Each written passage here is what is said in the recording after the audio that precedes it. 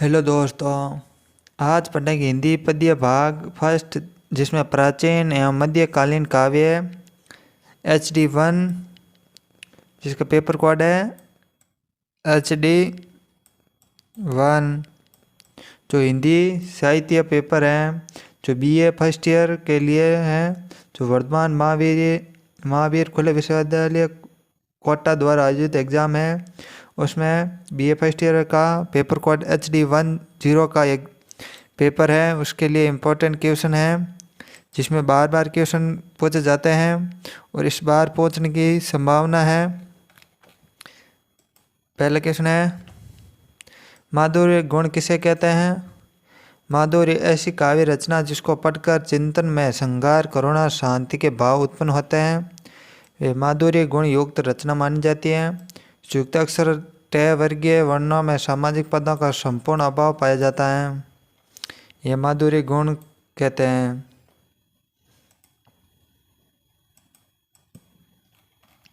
Next question है, कबीर ने राम का स्वरूप किस प्रकार चित्रित किया? अथवा कबीर ने राम कौन थे? कबीर के राम कौन थे? उनका स्वरूप कैसा था? तो तुरे कबीर दास जी ने अविनाशी ईश्वर के रूप ईश्वर के लिए राम शब्द का प्रयोग किया, किंतु उनके राम सगुण अर्थात दशरथ पुत्र राम ने होकर परम ब्रह्मा के प्रतीक हैं। निराकार ईश्वर की प्राप्ति ज्ञान द्वारा संभव है। ईश्वर की सभी जगह हैं, घट घटवासी, जिसे बाहर खोजने की आवश्यकता नहीं है। वह तो कस्तूरी मर्ग में बसे कस्तूरी के सुगंध की तरह संयमी ही है।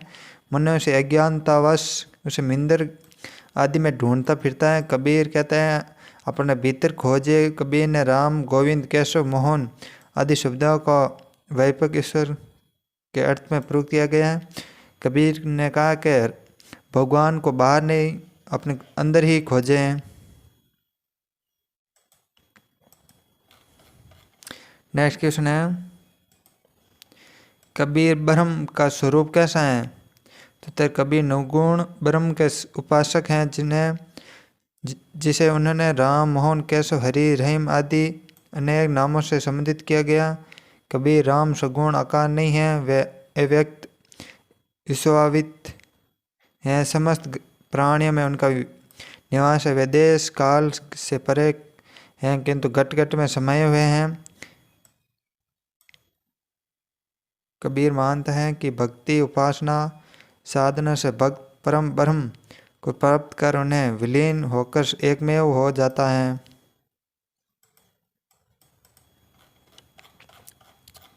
नेक्स्ट क्वेश्चन है, कबीर दास की भक्ति स्वरूप कैसा था? तो उत्तर, कबीर निर्गुण निराकार ईश्वर को मानने वाले थे। उनका मानना है कि निराकार ब्रह्म बाह्या की प्राप्ति गुरु द्वारा दिए गए ज्ञान द्वारा संभव है। कबीर की भक्ति अनिव्यय भाव से संपन्न है, जिसमें जाति पाति भेद नहीं है। कबीर ने भक्त और ईश्वर के संबंध को माता पिता पुत्र आदि रूपों में कल्पित किया गया है। कबीर सहज भक्ति की बात करते हैं। सहज व आस्था, जिसमें मनुष्य सफलता के विषय का त्याग कर सकते हैं। आगे हैं, कबीर ने माया का स्वरूप कैसा माना है? अथवा कबीर दास ने माया का स्वरूप कैसा माना है? कबीर ने अनुसार मनुष्य को राम से मिलने में सबसे बड़ी बाधा माया है। कबीर ने माया को अविद्या कहा है, जो जीवों को मोहित करती हैं, सत्य और ज्ञान को ढक देती हैं। मनुष्य के भीतर काम वासना तृष्णा को जन्म देती है। माया जीव सम्मोहित करती है। माया मन प्रभावित कर साधक को साधना से विचलित कर देती हैं। आगे हैं, कबीर की प्रामाणिक रचना कौन सी मानी जाती है? उत्तर है, बीजक कबीर की प्रामाणिक रचना मानी जाती है। बीजक का संग्रह उसके शिष्य धर्मदास ने किया। बीजक के 3 भाग है, शाक्य, संबंध, रहमनी। बीजक के 3 भाग कौन कौन से हैं? शाक्य, शब्द, रहमनी। कबीर के पंच संख्या 57 मानी जाती है। पहली साकी उपदेश आध्यात्मिक की शिक्षा संबंधित वर्णन है। शब्द योग साधना एवं भक्ति का संबंधित वर्णन है। रेमनी दार्शनिक विचार से संबंधित है।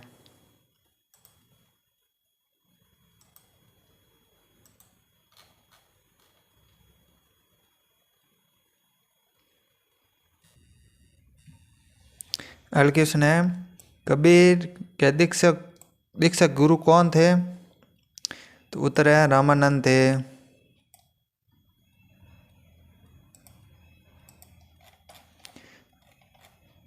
अगला क्वेश्चन है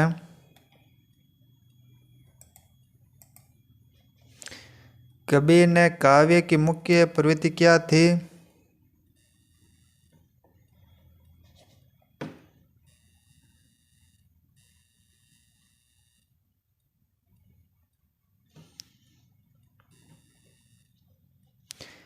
कबीर की काव्य की मुख्य प्रवृत्ति क्या थी? सहज एवं साधन की प्रवृत्ति थी। और अगला कबीर का पालन पोषण किस दंपति ने किया? तो नीरू और नीमा नाम के मुसलमान दंपति ने किया। कबीर का ज्ञान मार्ग का वर्णन कीजिए। कबीर साहब ज्ञान मार्ग ब्रह्म साक्षात्कार का रास्ता दिखाते थे।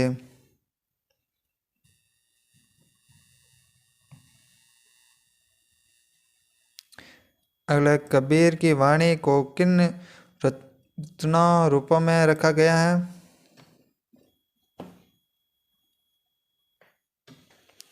कबीर की वाणी किन रचना के रूपों में रखा गया?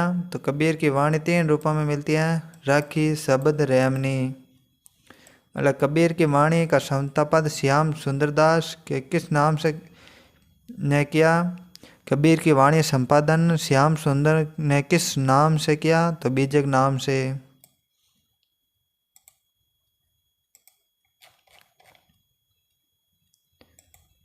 अगला है दादूपंत की 2 विशेषता लिखी है, कौन कौन सी है?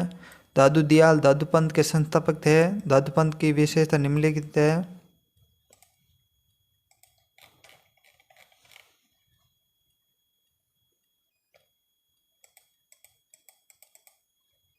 पहली विशेषता है मूर्ति पूजा का विरोध। दादूपंत निराकार ईश्वर को मानते हैं, इसलिए उन्होंने मूर्ति की पूजा का विरोध किया।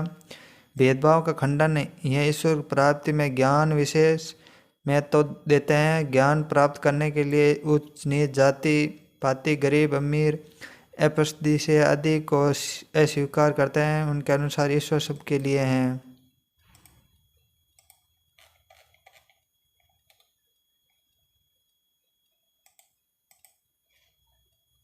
अगला प्रश्न है दादू की प्रथम साधन स्थल का नाम क्या है? तो कर डाला धाम है। अगला प्रश्न है दादू के विचारों को किस नाम से जाना जाता है? दादू ने सांबर में अलग दरीबा स्थापित किया। सत्यम रोग के विचार प्रसार किया।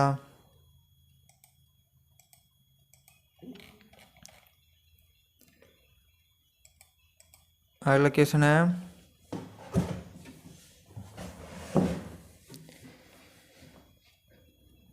ज्ञान मार्गी काव्य धारा की 4 विशेषता लिखी है, कौन कौन सी है? निगुण ब्रह्मण की उपासना, बहुदेववाद, अवतारवाद खंडन,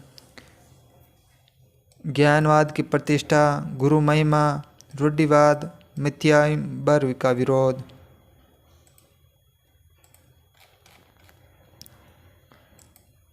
अगला क्वेश्चन है मलिक मोहम्मद जायसी किस काव्य धारा के प्रतिनिधि की कवि माने जाते हैं? मलिक मोहम्मद जायसी भक्ति काल के निगुण काव्यधारा की सूफी काव्य धारा परमा सरे शाखा के प्रतिनिधि कवि माने जाते हैं। जायसी द्वारा रचित पद्मावत हिंदी का एक श्रेष्ठ काव्य है, महाकाव्य है, जिसमें चित्तौड़ के राजा रतन सेन सियाल द्वीप की राजकों में पद्मावती के प्रेम विवाहोत्तर जीवन का वर्णन है।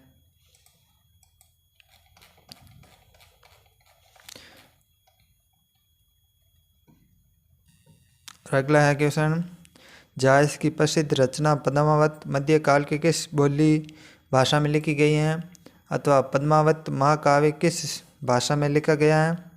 उत्तर सूफी काव्य धारा परमा से शाखा के प्रतिनिधि कवि मलिक मोहम्मद जायसी द्वारा रचित पद्मावत हिंदी का सर्वश्रेष्ठ महाकाव्य है, जिसमें चित्तौड़ के राजा रतन सेन तथा सियल द्वीप के राजकुमारी पद्मावती के प्रेम विवाह व्योत्तर जीवन का वर्णन है। पद्मावत ठेठ अवधी भाषा में रचित महाकाव्य है। फारसी की मनसूनवी शैली में रचित पद्मावत क्रमबद्ध पद्धति दोहा चौपाया 7 चौपाई के बाद एक दोहा के क्रम अनुसार प्रयोग किया गया।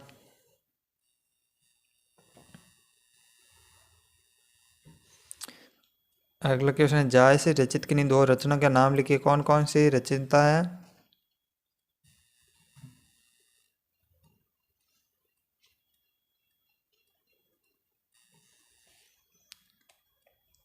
कौन कौन 2 रचना है? मलिक मोहम्मद जायसी सूफी काव्य धारा परम से शाखा के प्रतिनिधि कवि हैं, जिनके द्वारा रचित प्रमुख ग्रंथ हैं अखरवाट दर्शन ग्रंथ है, जिसमें फारसी वर्णमाला के एक एक अक्षर को लेकर स्फीति उत्पन्न सिद्धांत संबंधित चौपाई कही गई है। आखिरी कलाम कुरान पर आधारित प्रलय संबंधित कलाम है। कहरनामा आध्यात्मिक विभाग के साथ कहर जाति के संबंधित है। मसलानामा ईश्वर भक्ति की प्रेम निवेदन है।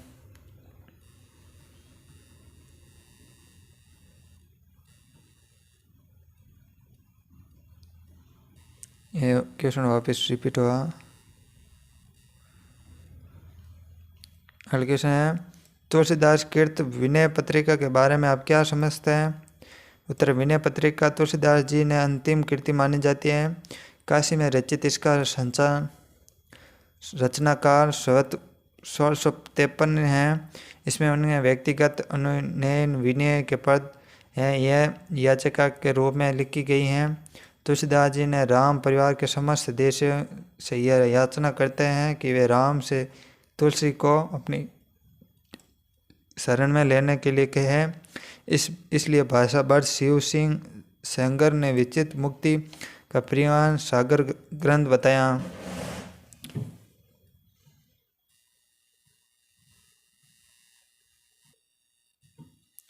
और अगला क्वेश्चन है, एक भरोसे एक बल एक आस विश्वास एक राम धनश्याम हित जातक तुलसीदास इस पद्यांश का भावार्थ लिखिए। तो तुलसीदास जी ने राम के प्रति दासी भाव भक्ति की विनय पत्रिका में उन्होंने प्रेम की तुलना घन और घातक के रूप में घातक के प्रेम से करते हुए लिखा कि जैसे घातक बदला की इच्छा केवल सावती नक्तर की बूंद से अपनी प्यास बुझाने के लिए करता है, जैसा जातक बादल की इच्छा केवल स्वास्थी नक्तर की बूंद से अपनी प्यास बुझाने के लिए करता है, अन्यथा प्यासे ही मर जाता है। वैसे ही तुलसीदास जी को ही एक राम का ही भरोसा है कि उन्हीं के द्वारा उनके व्याकुल मन को शांति मिलेगी। यह प्रेम भाव का अन्य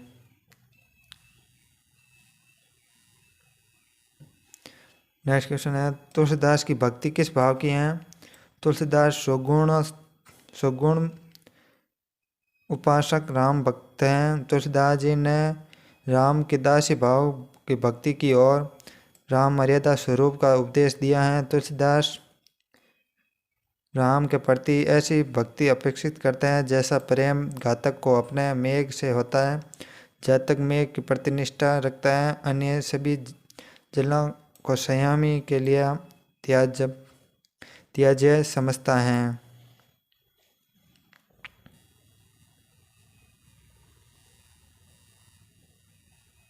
और आगे बढ़ने से पहले हमारे YouTube चैनल को सब्सक्राइब कर लें और हमारा टेलीग्राम ग्रुप को ज्वाइन कर लें, वहाँ पर PDF उपलब्ध है। और इस पेपर में 2 पद्यांश आएंगे जिसकी व्याख्या करनी होती है, 2 क्वेश्चन वो आएंगे। और मॉडल पेपर हमारे टेलीग्राम ग्रुप पर उपलब्ध है। किस प्रकार का पेपर आएगा? क्वेश्चन, रामचरितमानस का काव्य रूप है। तो उत्तर, रामचरितमानस तुलसीदास जी द्वारा रचित महत्वपूर्ण रचना है। रामचरितमानस 7 कांडों में विभक्त हैं, जिसकी भाषा अवधि है उसमें दोहा चौपाया छंद का प्रयोग किया गया है। रामचरितमानस ग्रंथ साहित्य सुखाई लोकहित या लोक मंगल के उद्देश्य से संचित हुआ है।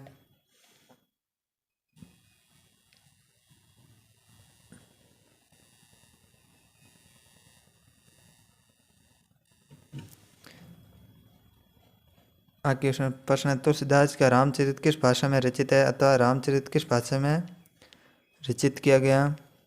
तो उत्तर है, तुलसीदास द्वारा रचित रामचरित मानस अवधी भाषा में रचित है। यह 7 कांड में विभक्त है। दोहा चौपाया छंद में रचित है। रामचरित मानस रामायण के राम से धर्म ग्रंथ विभक्त है। ग्रंथ के रूप में हिंदुओं घर घर पूजा जाता है। इस रचना का प्रारंभ रामनवमी का अयोध्या में हुआ था। आचार्य शुक्ल ने इस लोक मंगल के साधना व्यवस्था का काव्य रहा है।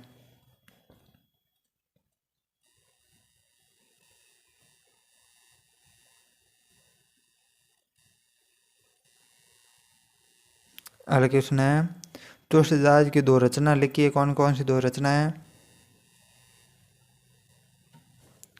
तो उत्तर है, आचार्य शुक्ल के अनुसार तुलसीदास जी की 12 रचनाएं, 6 बड़ी 6 छोटी हैं, जिसमें 2 रचना निम्न है। पार्वती मंगल एक कविता वाली कवित रामायण।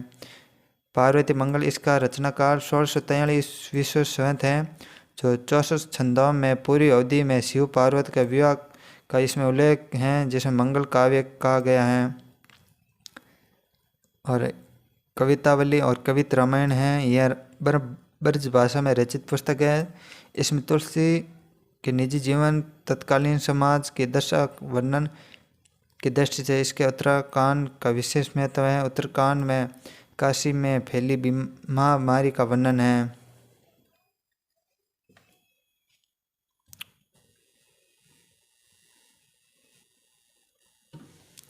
और नेक्स्ट क्वेश्चन है, परमहिंद सरिस धर्म नहीं पाए, पर पीड़ा सम नहीं धर्माई। उक्त पंक्ति के रचयिता कवि का नाम लिखिए। कौन है? गोस्वामी तुलसीदास जी ने परोपकार को मनुष्य का सबसे बड़ा धर्म बताया है। उन्होंने उक्त पंक्ति में लिखा है कि परोपकार मनुष्य का सबसे बड़ा धर्म है। वे दूसरी और दूसरों का कष्ट पहुंचाने से बड़ा अधर्म है।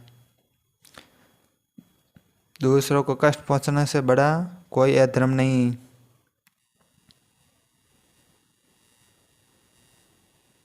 अगला क्वेश्चन है, तुलसी का राम राज्य क्या है?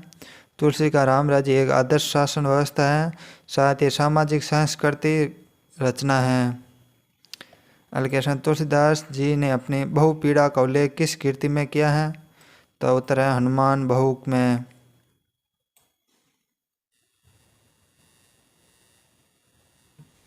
अगला क्वेश्चन है, तुलसीदास जी ने अपनी पीड़ा और समाज की पीड़ा को दूर करने के लिए किस रचना का प्रार्थना की है?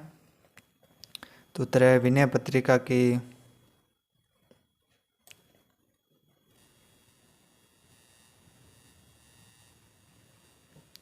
अगला क्वेश्चन, दास्य भाव की भक्ति किस कवि की मानी जाती है? तो तुलसीदास की। रीति मुक्त काव्य धारा के 4 कवियों के नाम लिखिए। कौन कौन से हैं? घनानंद, बोधा, आलम, ठाकुर। यह 4 हैं रीति मुक्त काव्य धारा के कवि।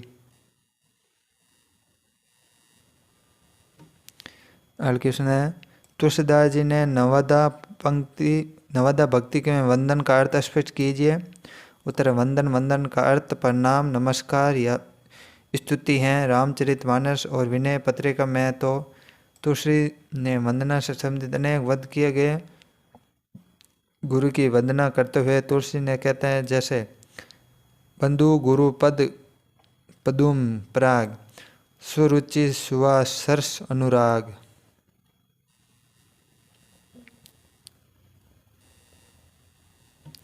अगला क्वेश्चन है, प्रश्न है, मिस्र बंधुओं ने रीतिकाल का क्या नाम सजाया है? मिस्र बंधुओं ने रीतिकाल का क्या नाम सजाया? तो उत्तर है, मिस्र बंधुओं ने हिंदी साहित्य के उत्तर मध्यकाल रीतिकाल के लिए अलंकार काल की संज्ञा दी है। उन्होंने यह नामकरण अलंकार ग्रंथ की प्रधानता के आधार पर किया। हल्के से रीतिकाल को श्रृंगार काल क्यों कहा जाता है? तो उत्तर है पंडित विश्वनाथ प्रसाद मिश्र और डॉक्टर श्याम सुंदर दास आदि विद्वानों ने श्रृंगार रस की प्रधानता के आधार पर उत्तर मध्यकाल रीतिकाल के लिए श्रृंगार काल का नामकरण किया।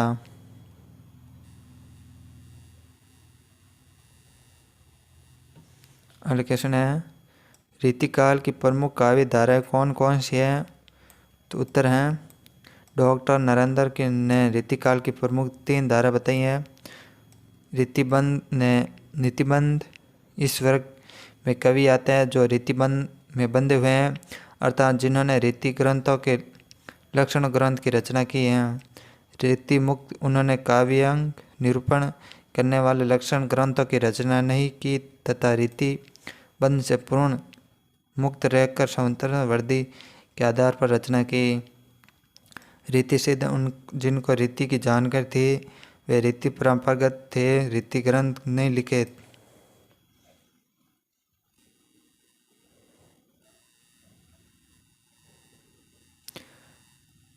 और नेक्स्ट क्वेश्चन है रीति काल के किस प्रसिद्ध कवि का नाम लिखिए?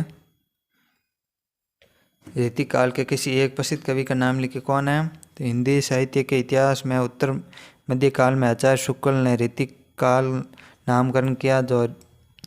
रीति काल के प्रसिद्ध कवि निम्न है। बिहारी रीति सिद्ध कवि हैं। बिहारी जयपुर के राजा जयसिंह राज्यश्रित कवि थे। बिहारी की एकमात्र रचना बिहारी सतई रचना काल 1622 ईस्वी है, जिसमें कुल 713 दोहे हैं। और शुक्ल के अनुसार श्रृंगार रस की ग्रंथों की जितनी व्याख्यात और जितना मान बिहारी सही का हुआ, जितना ही किसी का नहीं हुआ।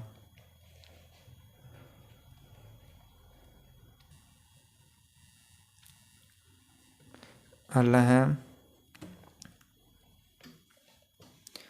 प्रश्न है रीति मुक्त काव्य धारा के 2 कवियों के नाम लिखिए।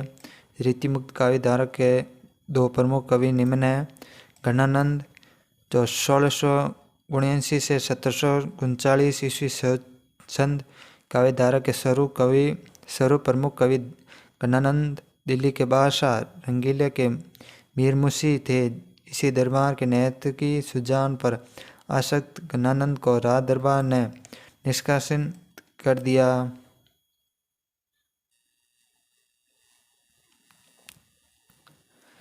रचना नंबर 1 सुजान सागर घनानंद कवि। सुजान शतक आदि बौद्धा है। बौद्धा का वास्तविक नाम बुद्धिसेन था। बौद्धा उपनाम पन्ना नरेश खेत सिंह ने किया। रचनाएं वीरवासी इकनामा है।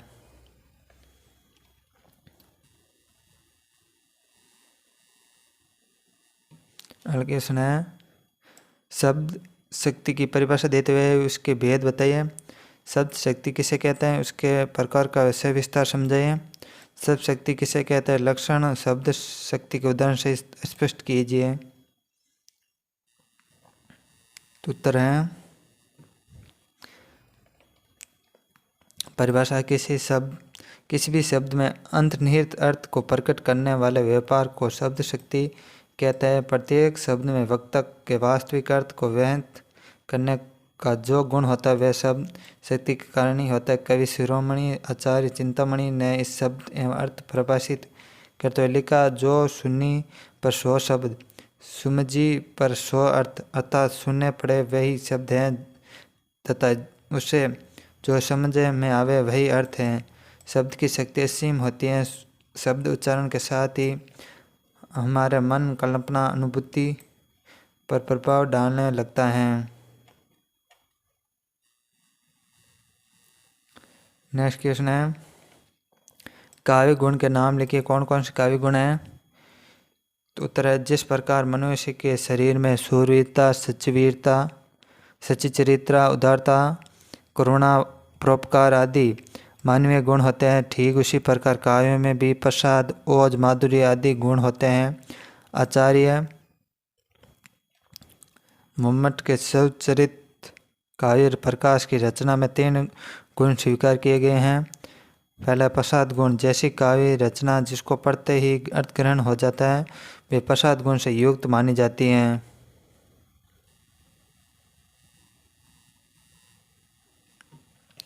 और दूसरा ओज गुण, ऐसी काव्य रचना जिसको पढ़ने से चित्त में जोश, वीरता, उल्लास आदि के भाव उत्पन्न हो जाते हो, वह ओज गुण युक्त काव्य माना जाता है। माधुरी गुण, हृदय को आनंद उल्लास से द्रवित करने वाली कोमल कांत पदावली से युक्त रचना माधुरी गुण संपन्न होती है। अर्थात ऐसी काव्य रचना जिसको पढ़कर चित्त में श्रृंगार, करुणा या शांति के भाव उत्पन्न होते हैं, वे माधुरी गुण युक्त रचना मानी जाती हैं।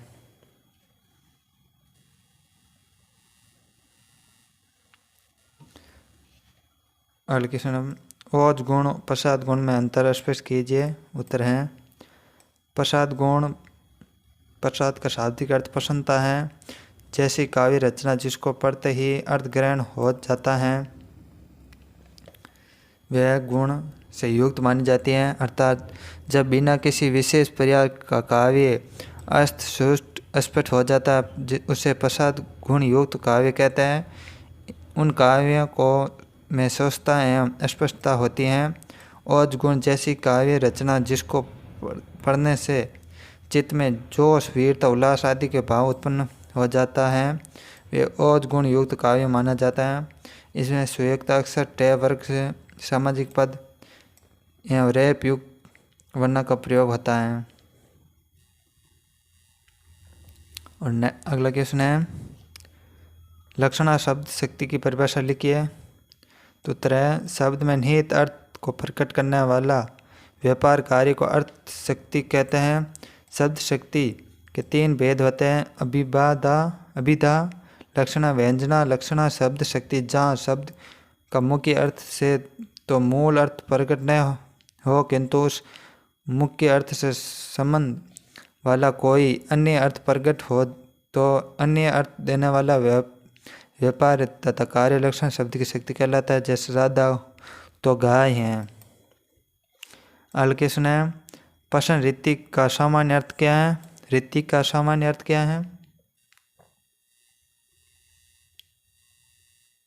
तो उत्तर है रीति का शाब्दिक अर्थ मार्ग, पथ, पद्धति, प्रणाली, शैली आदि किसी भी काव्य की रचना करते समय कवि के द्वारा काव्य लेखन के लिए जो शैली में काम ली जाती है उसे ही काव्य रीति कहते हैं। अगला क्वेश्चन है, श्रुति कुटुत्व दोष किसे कहते हैं?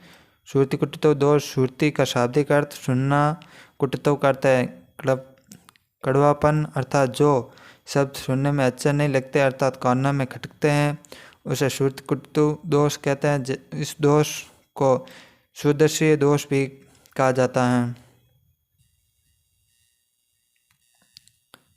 अगला क्वेश्चन है, किन्हीं 2 काव्यों के दोषों के नाम लिखिए।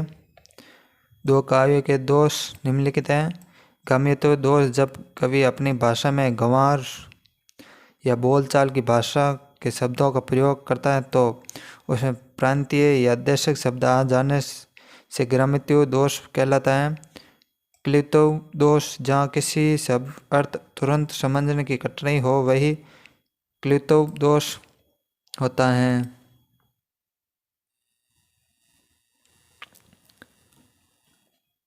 अगला क्वेश्चन है, कबीर समाज सुधारक कवि थे, इस कथन को स्पष्ट कीजिए अथवा कबीरदास के समाज सुधारक रूप में उल्लेख कीजिए। उत्तर, कबीर का सामाजिक पक्ष, कबीर मूलतः भक्त हैं परंतु उनकी भक्ति केवल आत्म भक्ति तक ही सीमित रही है, ऐसी बात नहीं है। वे साधु भक्त, कबीर सुधारक, युग नेताओं भी हैं। उस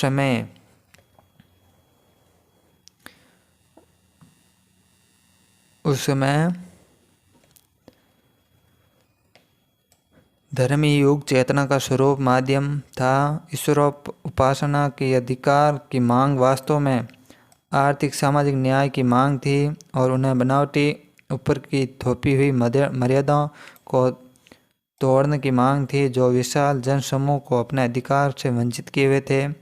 उन सब तमाम समाज कुरीतियों, अंधविश्वासों, रूढ़ियों, संप्रदायों, कटुताओं, बाह्य विधि विद्वानों और कर्मकांड के अमंडरों पर खुलकर आक्रमण किया। इस युग ने 18 नेताओं का उद्देश्य था कि किसी महाद्वीप से जन समाज में होने वाले किसी भी शोषण को, चाहे वे सामाजिक, धार्मिक, आर्थिक हो, समाप्त करना। इस प्रकार इतिहास पर दृष्टि से देखने पर वंचित होता है। कबीर काव्य में उस युग के मूलभूत समस्थान का यथार्थ चित्रण है।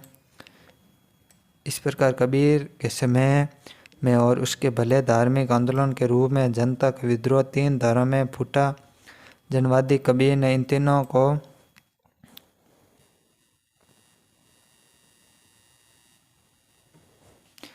को सम्यक रूप में आत्मसात कर सर्वसाधारण जनता के लिए एक सामान्य मार्ग निर्देश किया। पोती पीढ़ी पीढ़ी जग मुआ, पंडित भैया ने कोई ढाई आकर प्रेम का, पढ़े सो पंडित होई। डॉक्टर हजारी प्रसाद द्विवेदी ने शब्दों में कबीर के ऐसे मिलन बिंदु पर खड़े थे जहाँ से एक और हिंदुत्व निकल जाता है, दूसरी ओर मुसलमानता है, जहाँ से एक और ज्ञान निकल जाता है और दूसरी ओर अशिक्षा, जहाँ एक और भक्ति का मार्ग निकलता है और दूसरी ओर योग का मार्ग। कबीर ने जातिगत, विषयगत, धर्मगत, संस्कारगत, विश्वासगत, शास्त्रगत रूढ़ियों को, परंपरा से माया जाल को बुरी तरह छिन्न भिन्न किया। एक और वे पंडितों की खरी खोटी सुनाते हैं और दूसरी ओर मुसलमानों की कुटी आलोचना करते हैं। एक और मंदिर और तथा तीर्थों आदि की निरस्तता बताते,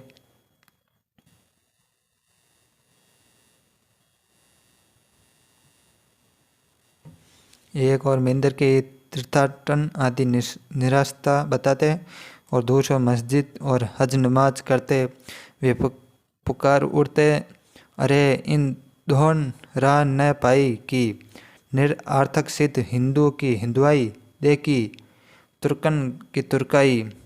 वर्णाश्रम व्यवस्था पर व्यंग करते हुए कहते हैं कि तुम किसी प्रकार का ब्राह्मण हो और तुम हो या हम किस प्रकार के शूद्र, हम किस प्रकार गणित रक्त हैं, तुम किस प्रकार का पवित्र दूध हो। उन्हें यौगुण रूप मानवीय आदर्शों की स्थापना की। कबीर जीवन काव्य भारत की मान्यता व्यापार की रूढ़ियों, पाखंडों, मिथ्याचार प्रति एक आलोचना। कबीर की शताब्दी के संकुचित चित्तवृत्ति को परमार्जित कर समाज के प्रत्येक व्यक्ति को उदार बना दिया। ये उनकी विशेषता है।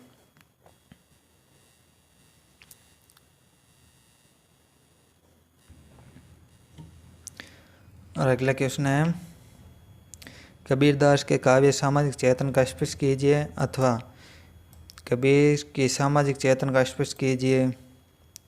कबीर के सामाजिक चेतन, कबीर की साधना आध्यात्मिक होते हुए भी समाज के प्रति संवेदनशील हैं।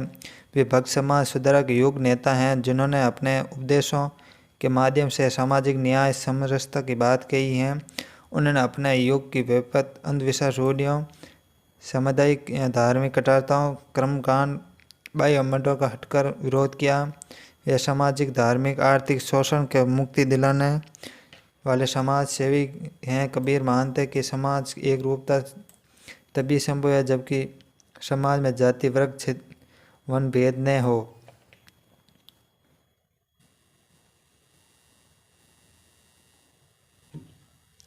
इसलिए कि समाज की एक रूपता तभी संभव है जबकि समाज में जाति, वर्ग, भेद न हो। इसलिए कबीर ने जाति, वंश, धर्म, अधर्म, संसार, शास्त्रगत रूढ़ियों का माया जाल तोड़ने का प्रयास किया और जाति पाति पूछे नहीं कोई, हरि को भेजे सो हरि का होय कहकर मानव मात्र के लिए समानता का सिद्धांत प्रतिपादित किया। कबीर द्वारा प्राचीन धर्म मानव धर्म विश्व धर्म है। कबीर विश्व बंधुत्व के प्रबल समर्थक वर्तमान परिदृश्य में व्यापक विदेशी रूप विश्व के ग्रस्त तथा मानवता के रक्त पियासु मनुष्य के लिए कबीर की यह घोषणा की कि साईं सब जीव निश्चय रूप से नव मार्ग प्रदर्शक हैं।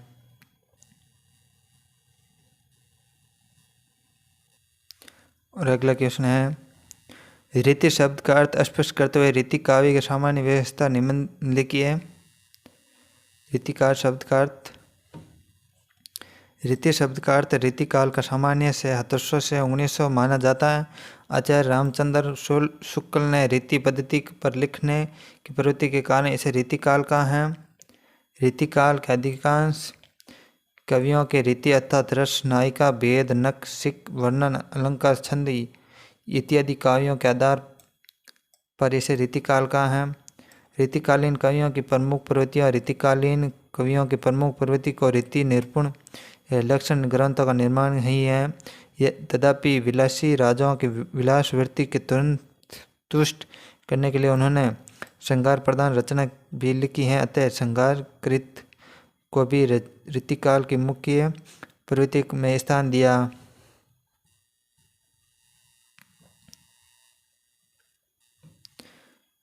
रीतिकाल के अधिकतर कवि राज्य श्रेय में रहे हैं, अतः शास्त्रीय धातुओं के दान, पराक्रम आदि अलंकारिक वर्णन करने से उन्हें धर्म प्राप्ति होती है। अतः रास प्रसिद्ध उन्हें कवियों की प्रवृत्ति थी। श्रृंगारिता रीतिकाल की कवियों की दूसरी प्रमुख प्रवृत्ति श्रृंगारिता है। उन कवियों के श्रृंगार वर्णन एक और शास्त्रीय बंधनों की युक्त और दूसरी ओर विलासी शास्त्रीय धातुओं की प्रवृत्ति ने इसे उस सीमा तक पहुंचा दिया जहाँ अश्लीलता का स्पष्ट करने लगा। नायक नायिका के भेद निरूपण प्राय इसी अंतर्गत किया गया। वस्तुत इन काव्यों को वह दरबारी वातावरण प्राप्त हुआ है जिसमें व्यक्ति की दृष्टि विलास के समस्त उपकरणों के संग्रहण की ओर रहती है।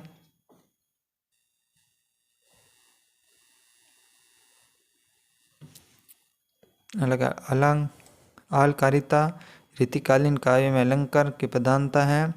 कविता सुंदरी के अलंकारों से सजाने में कवि क्रम के सार्थक समझते हैं। अलंकारों के प्रति उनका मोह अति प्रबल था। वे कविताओं में अलंकारों का सयास प्रयोग करते हैं। कैसो तो अलंकार विहीन कविता को सुंदर मानते ही नहीं, भले ही वे अन्य कितने ही गुणों का युक्त क्यों न हो। शायरीय धातुओं की प्रशंसा रीतिकाल के अधिकांश कवि राज दरबारों में आश्रय प्राप्त थे। बिहारी देव, भूषण, सुदन, केशव, मितिरसा राम आदि सभी प्रसिद्ध कवि राज दरबारों से वृत्ति प्राप्त करते हैं। अतः यह स्वाभाविक था कि वे अपने साधर्थियों की प्रशंसा में काव्य रचना करते हैं। देव ने अपने शारदाता भवानी सिंह की प्रशंसा में भवानी विलास लिखा, जो सुदन ने भरपूर के राजा सुजान सिंह के प्रशंसा में सुजान चरित्र की रचना की। वीर रस प्रसिद्ध कवि भूषण ने शिवाजी प्रशंसा शिवा बानी की रचना की।